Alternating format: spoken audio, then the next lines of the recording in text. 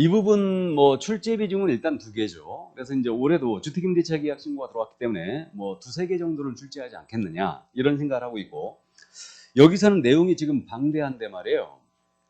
내는 곳은 일단 정해져 있습니다. 그래서 신고 대상 계약이 어떻게 되느냐 지금 나오고 있는 거, 이거 지문으로 물어보든 한 문제로 물어보든 무조건 물어봐요. 신고 대상 계약은 무조건 물어보고요.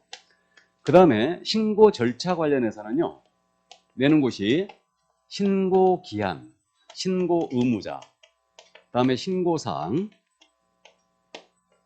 의무자를 특히 아주 잘못 씁니다. 고맙게도. 신고 의무자.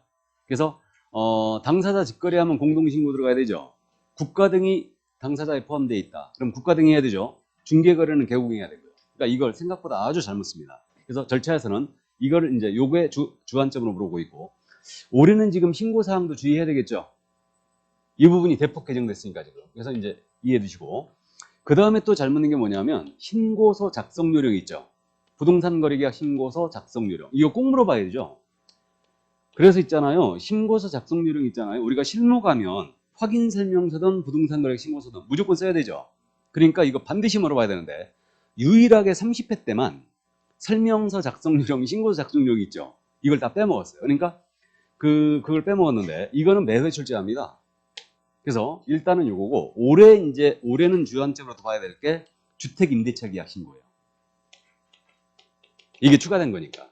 그래서 일단 요 정도. 그래서 부동산 거래 신고에 대한 내용이 상당히 내용이 방대하긴 한데, 일단 주로 출제하는 부분은 여기다. 그러니까 여기에 주안점을 둬서 일단 포커스를 맞추고, 나머지에 낸 것은 수업을 듣는 것에 기억을 살리고, 그냥 모르겠으면 가볍게 찍어버린다. 근데 그럴 일이 없을 거예요. 그래서 그나마 이제 이쪽을 지금부터 이쪽을 어렵게 내고 있기 때문에 여러분들이 조금 어려워하는 부분입니다. 자, 그럼 신고대상 계약을 정리하는데, 신고대상 계약은 오직 계약의 종류가 무엇뿐이다? 매매 주의하시고, 물건의 종류는 몇 가지? 4가지. 4가지. 토지, 건물, 분양권, 입주권이다. 그 다음에 여기에 공급계약이 들어가 있는 거죠? 공급계약도 사실은 매매예요. 그럼 토지 건축물은 면적의 불문이고 지분 다 포함입니다. 분양권은 공급계약을 통하여 공급받는 자로 선정된 지위예요. 그러니까 토지에 분양권이든 상가에 분양권이든 주택의 분양권이든 오피의 분양권이든 모두 포함이라고 보시면 되는 거죠. 그리고 입주권은 2가지죠. 정비법 또는 빈집법에 따라 입주자로 선정된 지위, 이게 입주권이에요. 이것에 전매를 했다. 그러면 거래신고 하시라는 얘기예요. 그 다음에 공급계약이 들어갔는데 최초의 분양계약이 들어간 거예요. 그러니까 8개 법이 있다. 8개 법 암기할 필요 없다 그랬죠. 그래서 이 정도 주의를 해주시고, 그러니까 무슨 법에 따른 공급계약은 신고 대상이에요. 일단 그렇게 이해하시면 되고요. 그럼 이제 거래 규제와의 관련성인데, 한 장을 싹 넘기면 거기 그저 주의해갖고 동그라미 3번에 있는 내용인데, 사실 이거는 잘 안 물어봐요. 토지거래 허가를 받았어요. 농취증을 받았습니다.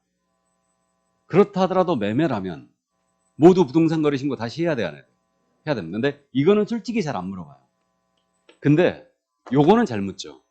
우리가 이미 알고 있는데, 부동산 거래 계약 신고 필증을 받았어요. 거민이 의제되죠. 그다음에 외국인이 부동산 거래 신고 해버렸어요. 하면 외국인 취득 신고를 면제하고 있죠? 이렇게 됩니다. 그래서 일단 그 정도. 자, 그러면 이제 이 정도만 신고 대상 계약에선 주의하시고, 이제 신고의 기한, 관할을 보면 신고 기한은 계약을 체결한 날로부터 30일 내에 들어가야 되고, 안 하면 500과죠. 그다음에 신고 관청이 토지 건물 소재지 관할 시군구청장이죠. 작년 시험에서 뭘 물어봤느냐? 작년 시험에서 우리 특별자치도가 있죠. 특별자치도는 지금 행정시가 제주시와 서귀포시가 있죠. 그럼 제주시장, 서귀포시장은 신고관청 맞습니까? 당연히 맞지. 그죠? 근데 그런 추접스러운 거 묻지 말고 차라리 이걸 물었어야지. 성남시 분당구에 토지가 있다면, 분당구에 있다면은 신고관청이 어디냐? 이걸 물었어야지. 신고관청이 어디예요? 제가 여기다 밑줄 그어놨죠, 지금. 우린 구청장이 있으면 무조건 구청장이 등록관청이 되고, 신고관청도 당연히 구청장이 되는 겁니다. 이해하셨죠? 좋아요. 그래서 일단 그 정도 이해를 해두시고, 자, 그 다음에 이제 신고 의무자. 아주 잘 낸다고 그랬어요. 고맙게도.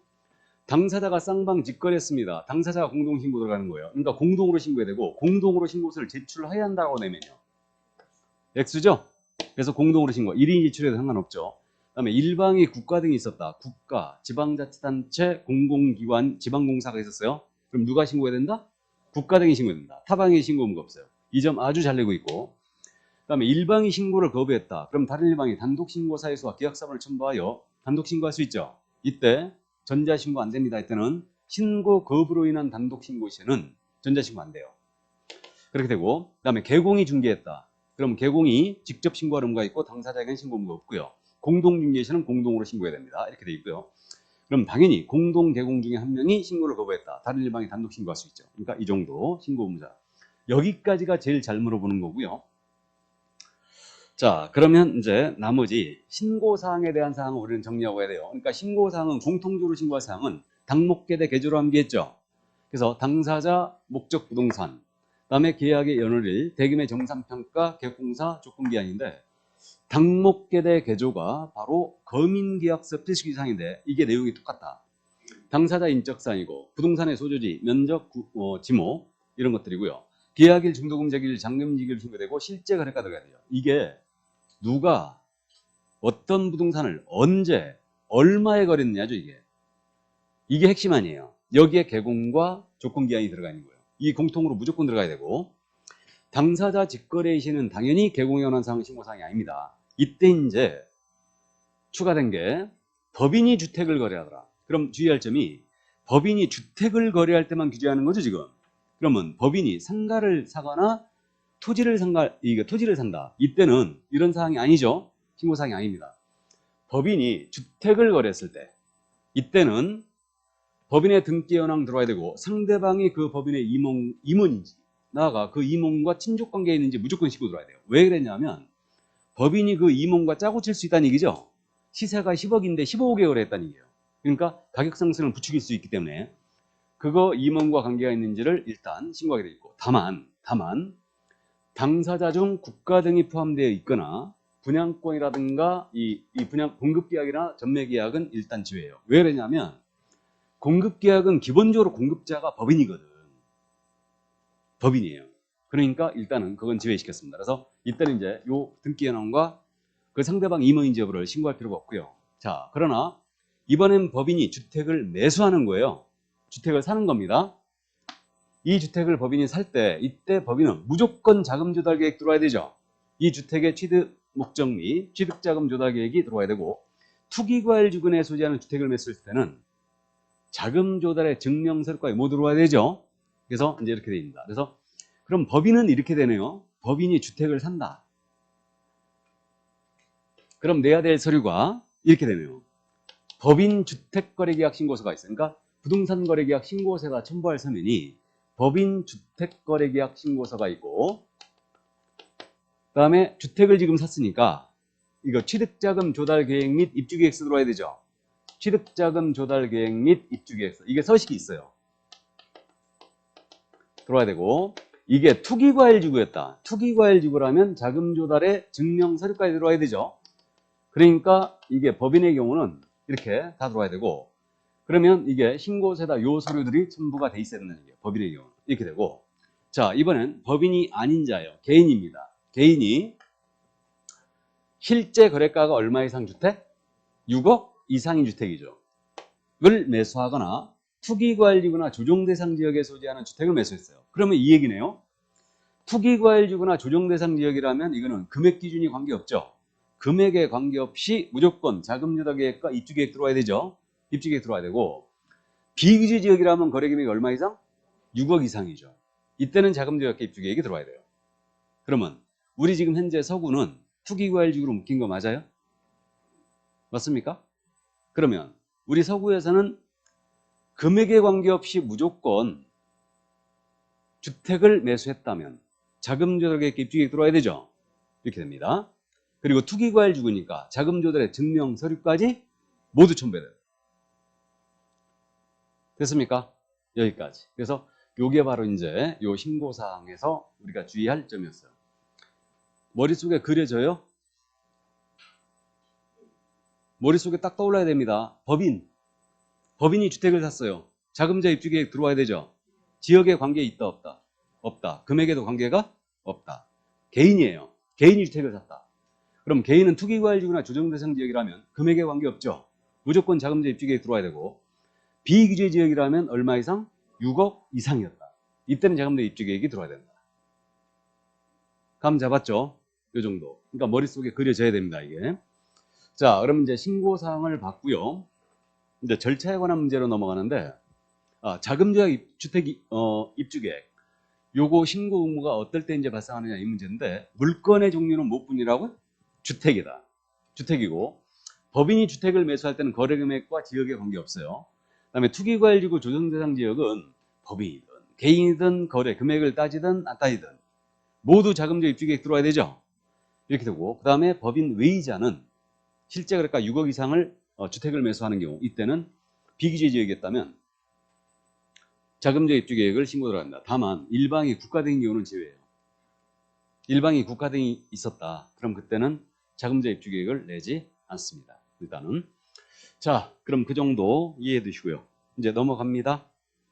그럼 신고의 방법은 전자신고와 방문신고로 크게 나눠지고 있고요. 공동으로 이제 직거래 시에는 공동으로 서명 또는 1인이 제출한다고 말씀드렸고요. 그다음 이제 신분증명서 신고자는 무조건 신분증명서 제시해야 돼요. 보여줘야 되고요. 그다음 이제 계약사본을 원칙적으로 내지 않습니다. 신고서만 내고 필요한 경우는 지들이 요구해요. 그래서 그렇게 돼 있고. 그다음에 중개거래인 경우는 이제 개공은 신고할 의무가 있기 때문에 당사자는 아예 신고서에 서명 또는 날이 안 한다고 했어요. 그다음에 전자계약을 했다. 그럼 계약이 체결된 때 신고서를 제출한 것으로 간주하죠. 자, 그럼 넘어가면 법인 신고할 때 법인 신고 및 주택 취득자금 조달 입주계획의 신고에 관한 사항인데, 이 부분을 작년에도 지금 현재 지적을 했는데, 법인이 신고 의무자가 됐다. 법인이 당사자가 있었어요. 그럼 법인은 주택을 매수한다면 반드시 법인 주택거래계약 신고서 들어와야 되죠. 이거 들어와야 되고, 그 다음에 취득자금 조달계획 및 입주계획서요. 그럼 이것도 매수인이 법인이 단독으로 여기다가 서명 또는 날인하는 거죠. 단독으로. 그래서 단독으로 서명 또는 날인한 다음에 일단은 이거를 신고자에게 줘야 됩니다. 본인이 그럼 직접 낼 수도 있죠. 그러면 법인 주택거래계약 신고서와 취득자금 조달계획 및 입주계획서입니다. 이거는 단독으로 서명 또는 날인인지 작년에 이걸 공동으로 서명 및 날인이라고 했어요. 작년에. 그래서 단독으로 그거는 작성을 하는 겁니다. 매수인이나 법인이. 이걸 작성을 하고 이거를 줘야 되는데, 본인이 별도로 낼 수 있죠. 별도로 낸다면 이건 30일 내에 내줘야 돼요. 근데 신고자에게 이걸 줘야 되죠. 그러면 자기가 별도로 제출해야 하면 신고자에게 줘야 된다. 며칠 내?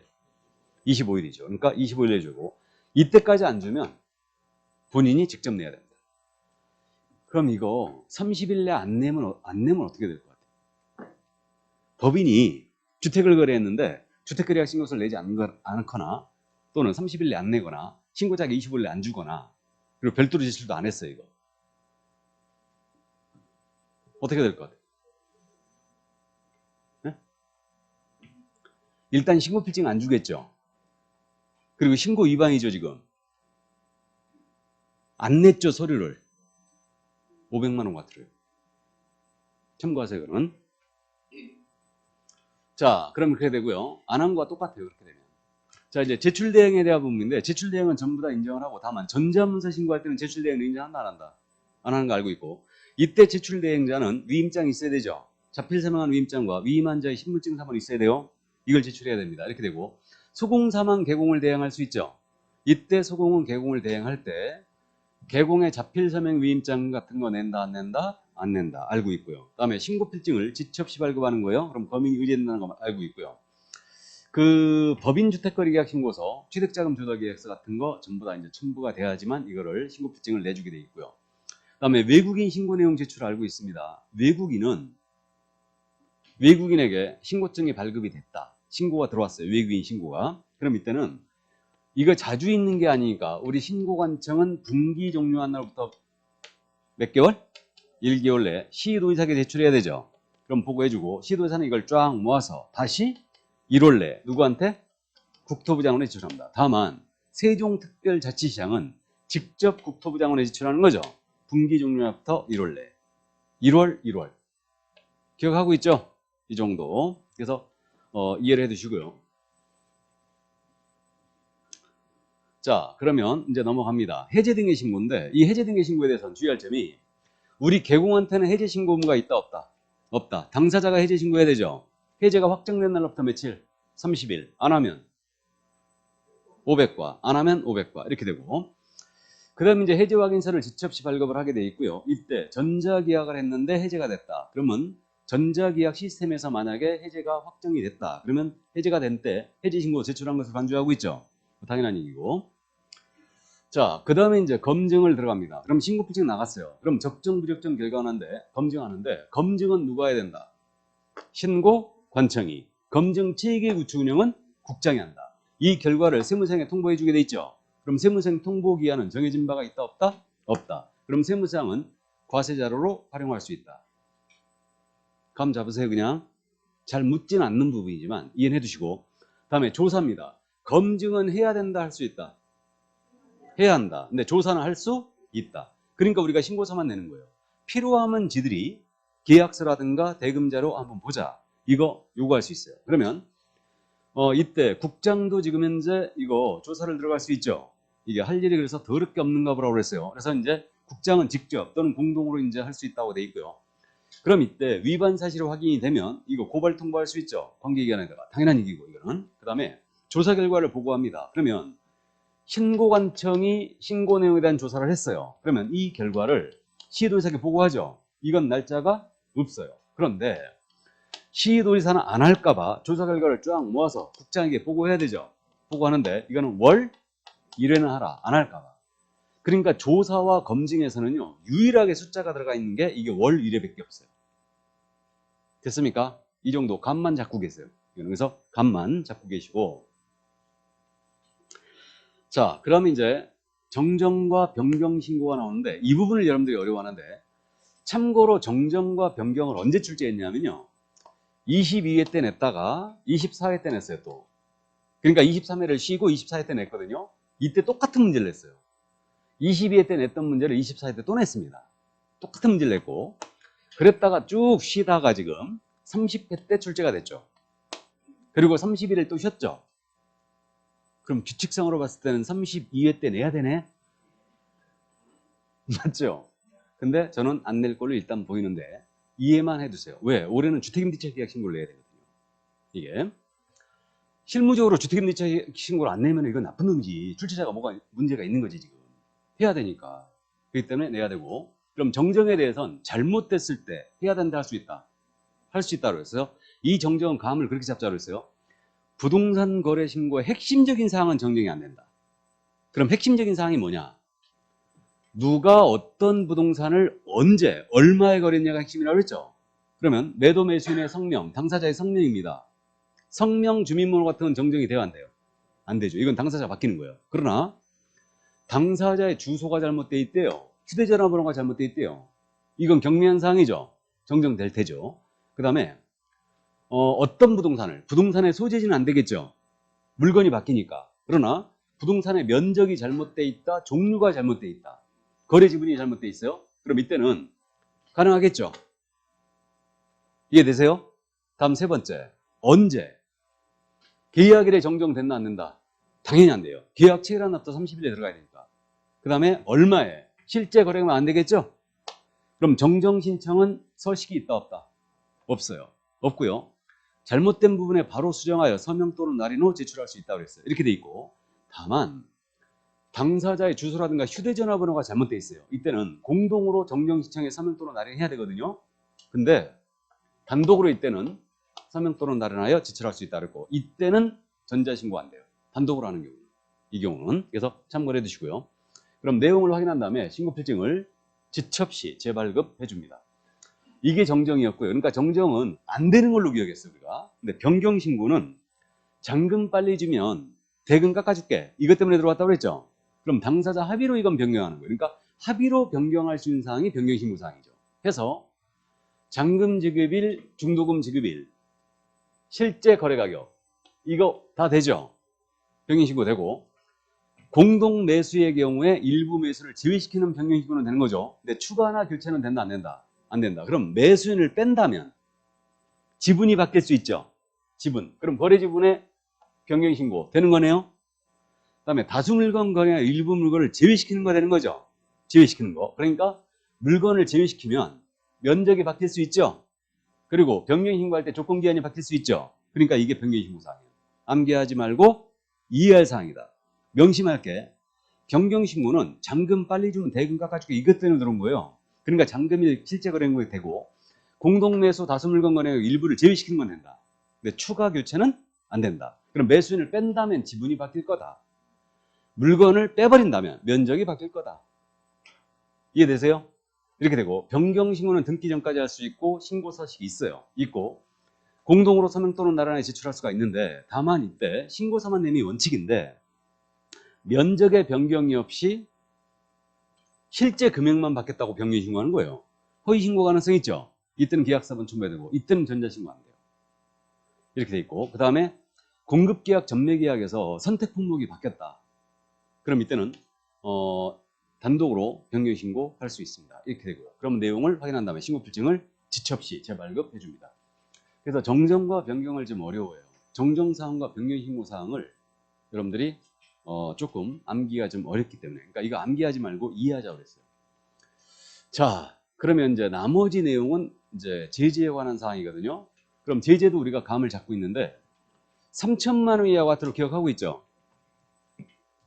대금 자료 제출 요구에 불응했거나 가장계약 신고, 가장해지 신고가 있죠? 신고 대상 계약이 체결되지 않았음에도 불구하고 부동산 거래 신고했다든가 해제가 안 됐음에도 불구하고 해제 신고했다. 그러면 이거는 시세 교란 가능성이 있기 때문에 3천만 원의 과태료를 뒀습니다. 그래서 이 정도 이해하시고 그 다음에 취득가액의 100분의 5 이하의 과태료가 있죠. 100분의 5 이하의 과태료는 무조건 기억을 뭘 해야 되느냐? 거짓 신고했을 때. 그죠? 허위 신고했다. 그럼 나머지는 얼마다? 500과죠. 나머지 안자요예요. 그러니까 처음부터 부동산 거래 신고를 안 해버렸거나 대금 외에 자료제출 요구에 불응했거나 그 다음에 요구, 조장, 방조했거나 안자요. 자냐, 안자요. 500과예요. 이렇게 되고 이때 기준금액이 있는데 기준금액은 포기하자고 그랬고 그러니까 이 복잡한 걸 물어봤다니까 지금 이걸 물어봤었는데 24회 때 기준금액에 500만 원과 들어온 2분의 1 범위에서 가감이에요. 그런데 금액이 큰 거 3천만 원 이하와 5% 이하와 들어온 기준금액의 몇 분의 몇? 5분의 1이죠 이거. 이거 한 번쯤 기억해 두세요. 3천만 원 이하와 5% 이하의 과태료는 이거는 5분의 1 범위에서 가감이다. 2분의 1이 아니에요. 한 번도 안 물어봤기 때문에 일단 감을 잡고 계세요. 이거. 그래서 이 정도 이해하시고. 그러면 과태료, 이제 부동산 거래 신고 위반 과태료 여기까지였고요. 이거 자진 신고가 있죠. 요거 기억해야 되네. 당연히 과태료 보고는 신고과정이고 신고관청이 우리 개공에 대한 과태료 떨었어요. 이 사실 등록관청에 통보해줘야 되죠. 며칠 내에? 10일. 우리가 그리고 10일짜리가 어떻게 됩니까? 사교협회 종료 통보죠. 마지막 통보 등장했죠 지금. 이 통보가 이 통보예요.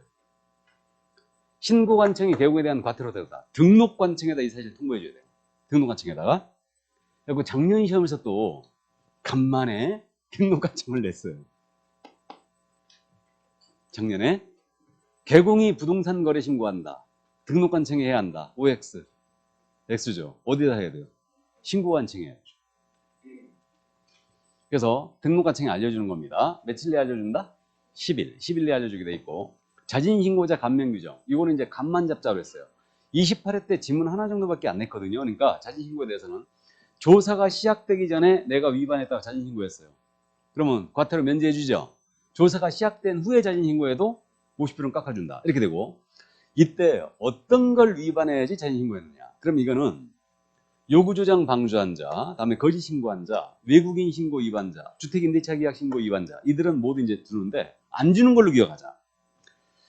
자료 제출 요구에 불응했어요. 이걸 28회 때 물어봤는데 자료 제출 요구에 불응한 자는 자진신고해도 이거 과태료 감경 면제가 있을 턱이 없어요. 왜 그러냐면 신고한테 이미 알고 있으니까. 그리고 누락시킨 걸로 보인다고 그랬는데 3천만 원 이하의 과태료에 해당하는 가장계약 신고, 가장해지 신고 있죠. 이거를 빼먹었어요. 자진신고 감면 규정이 없어요. 이거. 이들이. 그래서 한 번쯤 참고해 두시고 그 다음에 이제 요거 감면 불가한 거 상습적으로 감경 면제를 받았어요. 상습적으로 1년 내에 몇 회?